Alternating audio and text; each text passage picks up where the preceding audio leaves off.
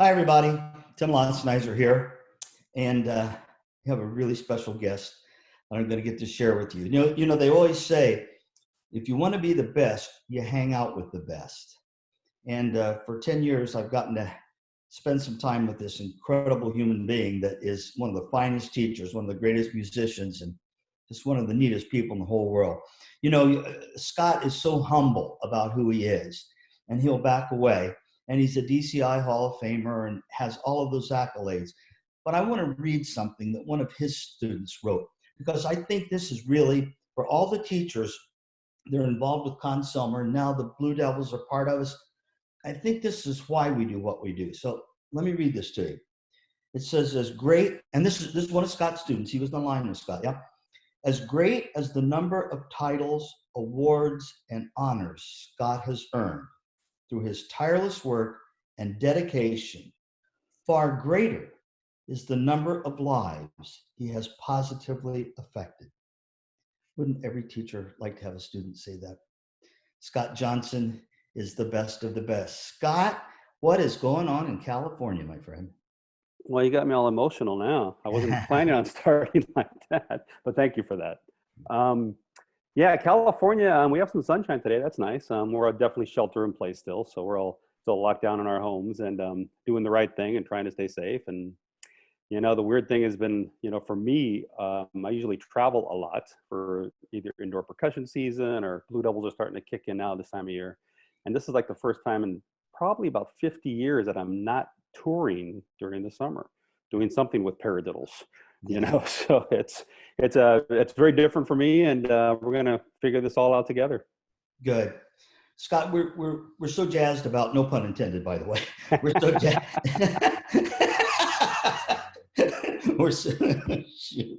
We're so jazzed about having the Blue Devils being back with Consumer again. And of course, that brings the entire Blue Devils family to us. And we know you're going to be a key headliner for the marching arts workshop that's coming up, I think June 10, 11. Yeah. What can people expect from SCOJO? What's Scott Johnson going to tell us? Well, I'm going to hopefully help your percussion section keep better time for the rest of your band. Something that kind of, not that we miss the point, but I think a lot of the times how we use the metronome, I think is a huge advantage.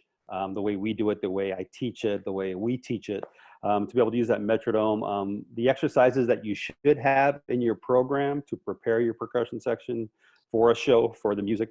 A lot of days now people are doing different, let's just call them different exercises. That's almost like a little show in itself. I'm a believer it's basics. Get back to the basics. And I have, that's what we've always done, with the groups that I work with. You get the fundamentals down, you get the muscle memory down, and then you apply that to the music. So when you get that piece of music, you've already done it somewhere in your exercise program. So it becomes second nature, it becomes muscle memory. And hopefully I can share some of those ideas and how we do it, with everybody else out there. Perfect. As you know, Scott, there's going to be a lot of people that are part of the virtual workshop that aren't percussionists. And I'm real interested in, I'm one of you, pal.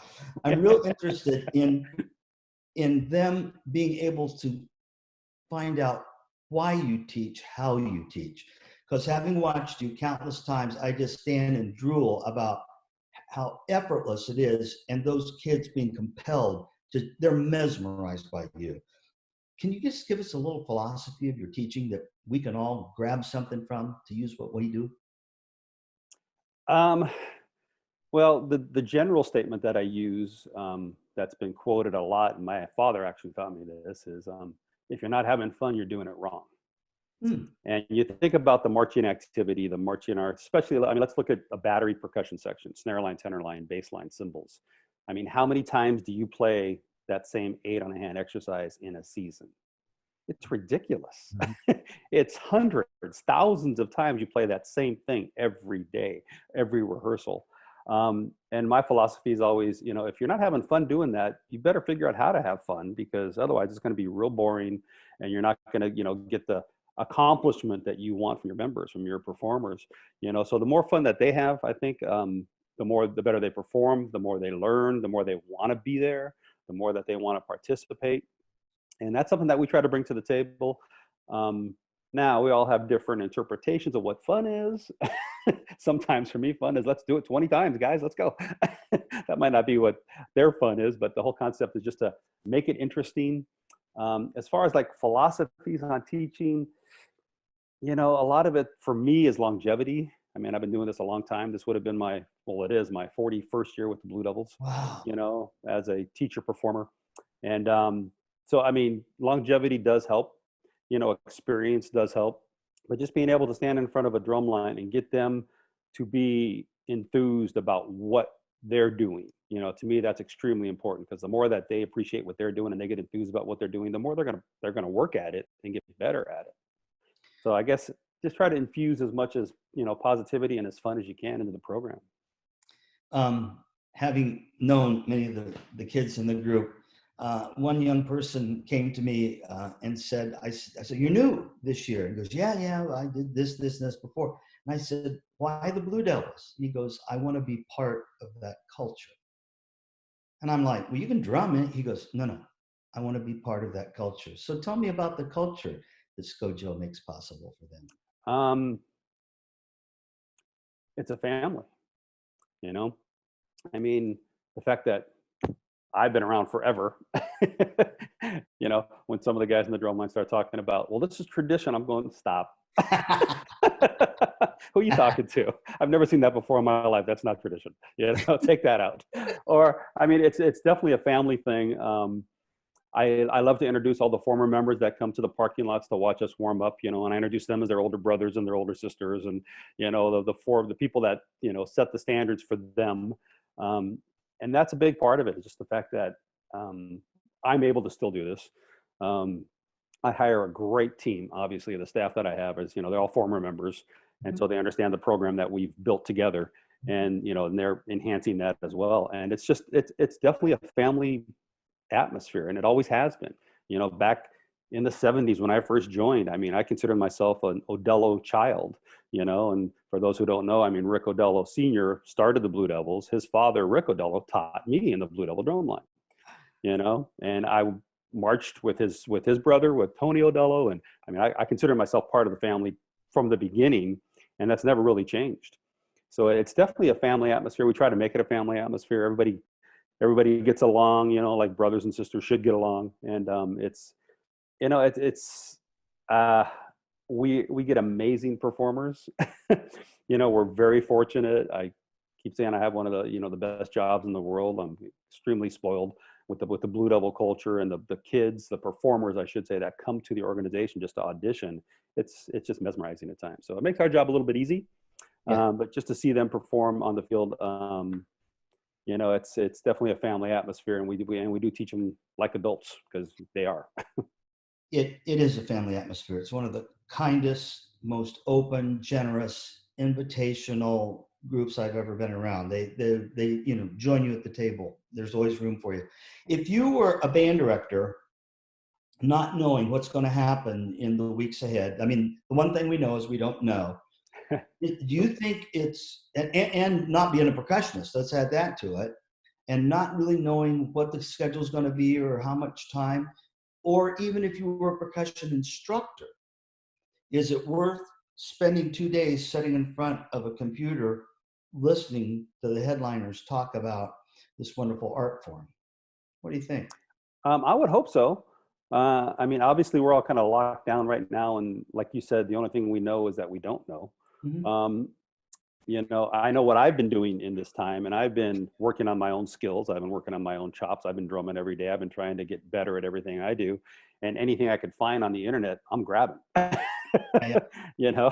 Wonder what that is. Wonder what that says. Oh, they do that. Oh, how do I do that? So I mean, I am definitely trying to improve what we do.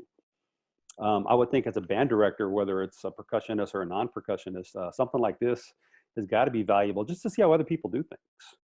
It might not be exactly where they came from or what they're used to, but just to get other ideas that you might be able to intertwine with what your situation is and what your teaching philosophies are, I think will only help.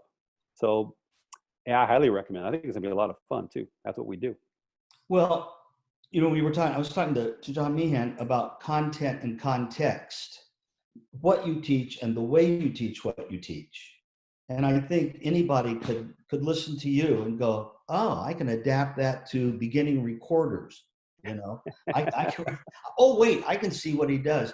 Because, you know, the whole game of motivation or inspiration or whatever term you want to put on it is that's the mortar between the bricks. That's the juice. And boy, you do it so well. I'll share a quick story. I was online looking at some of your things, some of Scott's things, and they had a video of you playing. And I went, oh my God, how does he do that? And then I tried it. I wasn't even close. And then you said, I just speed the tape up. It cracked me up. I know you don't speed the tape up. If to just kind of wrap this up, can you just give, I mean, you're such a wonderful soul. I mean, I really love you just for the fact that you make the students so important. It's about them, as the first reading I shared. If you had a piece of advice, Scott, for everybody out there, what would you tell them during these unusual times? Well, to all my drummers, my people, I just use the term keep drumming. Yeah. You know, I mean, we obviously don't know what's going to happen. You know, I know, you know, we've been talking as a Blue Devil staff what the future is going to hold for us, and we have all these different options. What's going to happen with the activity, and if it's going to continue or not continue, and what form it's going to continue, all of the above. And we are going to perform again. You know, that's for sure. I can, you know, guarantee you somehow the Blue Devil organization, Conselmer, we're going to be performing again.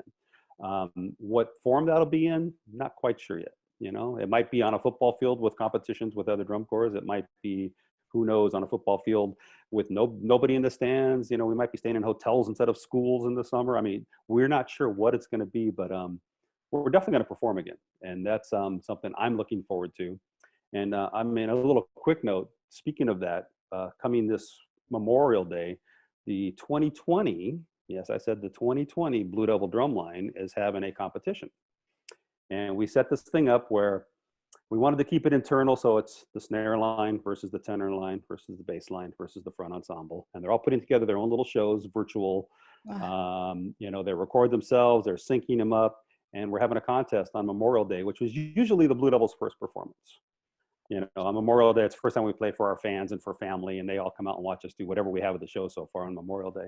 So I wanted to keep that tradition alive. So we are definitely doing a performance on Memorial Day. And I already saw the bass drum entry, and it's pretty cool what these kids can come up with, I gotta tell you. And I know it'd be much better than anything I could think of. So I said, the door's open, guys, do whatever you want. You know, you're gonna perform for your fans, for your family, and let's have some fun with this. And the staff will judge. I'm gonna get some guest judges. Tim, I'd like to get you to judge. You know, we'll do. And the whole concept is to make this throughout the season. You know, have championships in August. You know, and lead up to it with regionals every Saturday night. You know, the snares versus the tenors, and they're going to come up with their own show concepts. And so something that we're doing to keep involved is to keep that communication going between the members, keep the enthusiasm going.